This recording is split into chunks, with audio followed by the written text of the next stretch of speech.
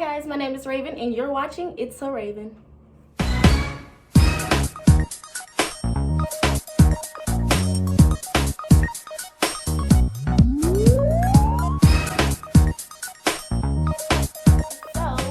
What I'm going to be talking about today is the difference between Air Force active duty and Air Force Reserve. So this video is like long overdue. I was supposed to do this after I joined or graduated from basic training and tech school. Also, let's just put a disclaimer in there that I am in the U.S. Air Force. I'm a reservist. Yeah, it's very rare. But yeah, I'm a reservist in the Air Force. And a lot of people don't know that there is a reserve component or there's a National Guard component. So I just wanted to inform you all that there is, and there are people out here that are reservists and have regular lives, regular jobs outside of the active duty Air Force. So today I'm going to be telling you all the difference between Air Force Reserve and Air Force active duty, or Air Force Reserve / National Guard, Air Guard, and active duty. So I have my little notepad with all my notes on it about the differences as well as the similarities. So let's get into it. So first we're going to start off with the similarities because, I mean, why not? So the similarities, I only thought of like 3 things. So one thing is basic training. You're going to go through basic training where you're going to go through basic training whether you're active duty or you're reservist. You all have to go through the same training, initial training, to be even qualified for the military or the Air Force. So when I went, basic training was 7.5 weeks because I was a COVID baby, so I graduated during COVID, unfortunately. But my basic training was 7.5 weeks, but I think they just went back to 8.5 weeks, which is the original time. So yeah, basic training, it was held in San Antonio, Texas, Lackland Air Force Base, which is a really, really nice base, by the way. But yeah, you didn't really get to see it unless you graduated or you got those little special treatment days that we didn't get because we were COVID was going on during that time. But yeah, so it was in San Antonio, Texas at Lackland Air Force Base. So that's where it's held, and you're gonna have to go there regardless, so keep that in mind. Tech school is the same. Well, kinda. You're gonna have to go through tech school, but it's gonna be kind of different depending on your job and your AFSC. And I'm gonna get into that later. AFSC is basically your job in the Air Force Specialty Code. AFSC, Air Force Specialty Code. I work under CSS, which is Commander Support Staff. Yeah, but that's off topic anyways. So you're gonna have to go to tech school right after basic training. You can get like a break in between, but most people just go ahead and get it out the way and go ahead and go straight through. And one other thing for sure is basically what I should have started with was the ASVAB. You have to take the ASVAB. Like, that is something that you have to take in order to even be considered by a recruiter. That, you know, if you don't take the ASVAB, you can't get into the military, as well as going to basic training. But you can't even get into basic training unless you take the ASVAB. So I'm going to go ahead and tell you all the requirements for the ASVAB, like the score. You have to have at least a 36. If you're in high school, you have to have a 36 on the ASVAB or higher. And that's if you have a high school diploma. So it's different for people with GEDs, because I know a lot of people, you know, just decided, no, I don't want to go to high school. So if you're thinking about going to the military or the Air Force with your GED, you have to have a 50 plus. So yeah, 36 or higher for high school people or people with a high school diploma, and a 50 plus for people with a GED. So yeah, those are the only 3 similarities that I have so far, or that I could like really think of off the top of my head. So that's that. Okay, so guys, now we're gonna talk about active duty. So I really don't know much about active duty because I'm not an active duty person. I have friends that are active duty, but me personally, I don't know what active duty really does. I just know from, you know, my point of view of seeing them every day on base, type deal. So I know that they are full-time military personnel, so their main priority, main job is the military. Like Monday through Friday, they're working here. They're working on base. This is their job. No other job outside of that. This is their job. So they're full-time. The pay is kind of different, but the pay is different. The pay is definitely different, actually. There is no kinda in it. So they get a larger amount of money because they work Monday through Friday every single month. So they're gonna get paid. Active duty gets paid on the 1st and the 15th of every month. So yeah, keep that in mind. So the pay is very, very different. They get paid more than us because they're full-time workers and they work Monday through Friday. And some people work on weekends as well, depending on your AFSC. But yeah, they're full-time, so they get more money than reservists or National Air Guard / Air Guard. Yeah. I'm out of breath because I'm talking too fast. But they get paid more money because they work Monday through Friday, and they get paid on the 1st and the 15th of every month. So yeah, their pay is way more than reservists or active duty. I mean, reservists or Air Guard. Promotions. So I guess the promotions could be kind of different. The promotions are very, different, because when you come into the Air Force as an active duty personnel, from what I remember, I think you come in as a senior airman or an A1C. I think when you're active duty, you go straight to, I think, either airman basic or A1C. I really think it's A1C though. So the promotion is different because if you're a reservist, you're going to come in as an airman, pretty much.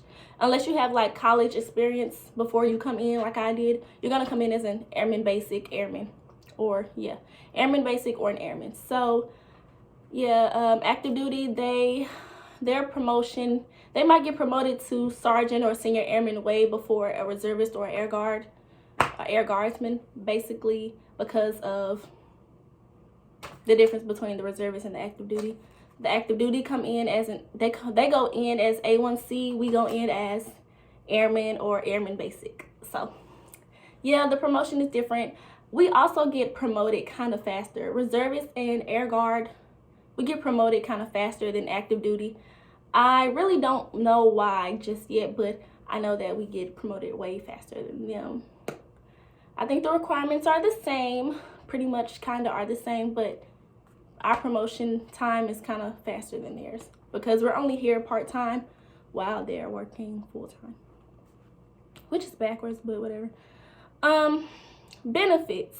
So active duty's benefits are way better simply because, like I said, they're full-time. So they get full medical and dental benefits because they're here all the time. Duty stations. So when it comes to duty stations for active duty members, they get to go, I wouldn't say wherever they want to go. You can make a dream sheet, but you're not going to necessarily go to one of those places that you pick. I think you pick like 5 places, then you put them on your dream sheet, and they look at those, but they also have to consider the open slots at those bases. So you gotta really, it's kind of a win-lose situation because you can make the dream sheet, but you don't necessarily go to those places. But active duty can go to any base in the U.S. as well as any of the territories. So yeah, active duty, they can go pretty much wherever, not wherever they want, but whatever they get sent by the U.S. government, but the U.S. Air Force, that's where they're going. They don't have a choice. They can, yeah, they don't really have a choice on where they go. But the thing about their duty stations is they don't know where they're going until they graduate tech school. No one active duty that I know of knows where they're going or knows their duty station until they graduate tech school, because that's when they get their orders. That's when they get their orders telling them that they'll be flying here on this date to meet this person to work here for X amount of time. So next, retirement. Okay, so retirement is way different, again, because they're full-time. So they can retire 20 years with full benefits, no questions asked. 20 years, full benefits. If you do 20 years active duty in the Air Force or probably any branch in the military, you get full benefits. You can retire, get your paycheck, get your benefits, get your retirement check, no questions asked. No questions asked. And that's just that. So that's all that I have for active duty, Air Force, or just in general. I can't speak for any other branch because I've never been a part of any other branch. I can't really even speak for active duty. I just know based off reservists and what I see and what I've researched and what my friends active duty have told me. So that's all I know as far as active duty Air Force. Okay, so now we're going to talk about reservist. That's me. That's my job. So we're going to talk about reservist / air guard. So reservist / air guard. The difference between them and active duty is we are part-time. We are the civilians that actually come in on the weekends and do a military job. We don't stay here every day of the week. We come in one weekend out of a month type deal. So yeah, we're part-time military personnel. And because we're part-time military personnel, our pay is very different. Our pay is like super different. So we work only 2 days out of a month. 2 days out of the month. So of course our pay is going to be different. Going to be a little bit smaller depending on your rank and depending on your specialty code and your level. So yeah, our pay is different. We only come in on drill weekends, which is 2 days out of the month. For me, it is the first weekend out of every month. It's probably for everybody, but I know for me, it's the first weekend out of every month. So I come in on that Friday, drive in on Friday, work Saturday, work Sunday, go home Sunday. Back to my normal life. Because we are part-time, we don't have to be here all the time. So with that being said, this is great for civilians. So we're half military, half civilian. I can go to college full-time and be a reservist in the Air Force. I can be a part of the Air Force while still going to college and then paying a certain percentage of my tuition. Let's see. Our promotion is kind of faster. I already talked about that, but I can't speak for any other person or reserve personnel, but I know that I've been promoted pretty quick compared to some of my fellow active duty friends. I think it's just because they came in as A1C, so it's going to take them a little longer to put on senior airman. So I came in as an airman, so I got promoted kind of fast to an A1C, but they were already A1C. So I guess we didn't get promoted kind of faster. It just, they were a step ahead of us. They're a step ahead of the reservists and the air guard. So this braid is killing me. But yeah. Benefits. We do not get full benefits unless we're on active duty orders. Like me, right now I'm on active duty orders, so I can go to medical and be like, my head hurts, and they can prescribe me some medicine. I can go to the dentist and be like, can I get a cleaning? And they'll make me like a schedule to come in and get my cleaning because I'm on active duty orders right now. But if I wasn't and I was here on the weekend, it would not be full benefits for dental and medical.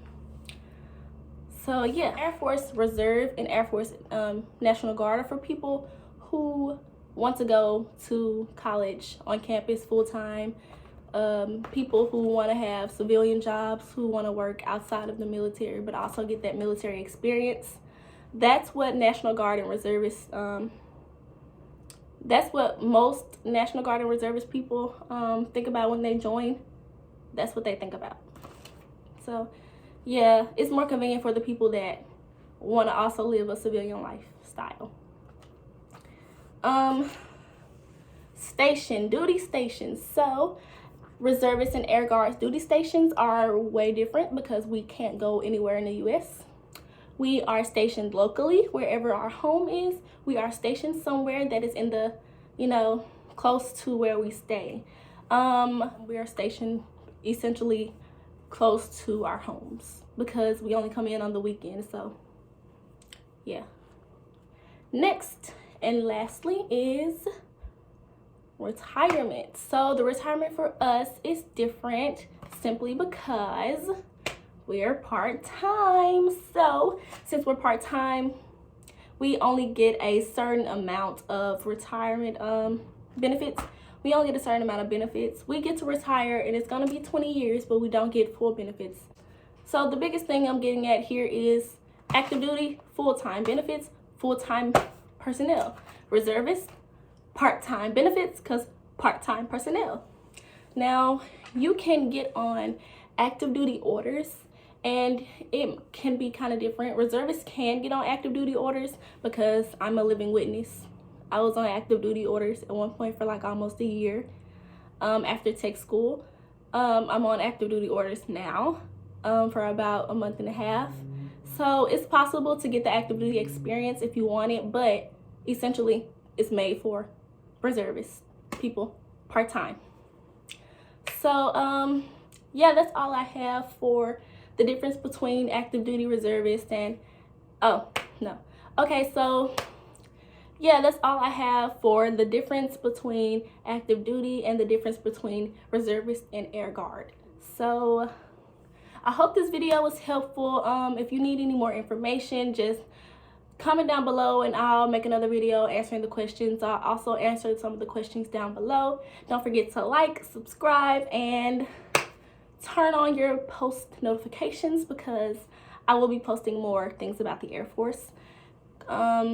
More information, my experience at BMT during COVID, my active duty experience on active duty orders like right now, my reserve experience, you know, things like that. So my job, also I have to put keep y'all updated on my job as well because a lot of people don't know what I do. They just know that I'm in the Air Force.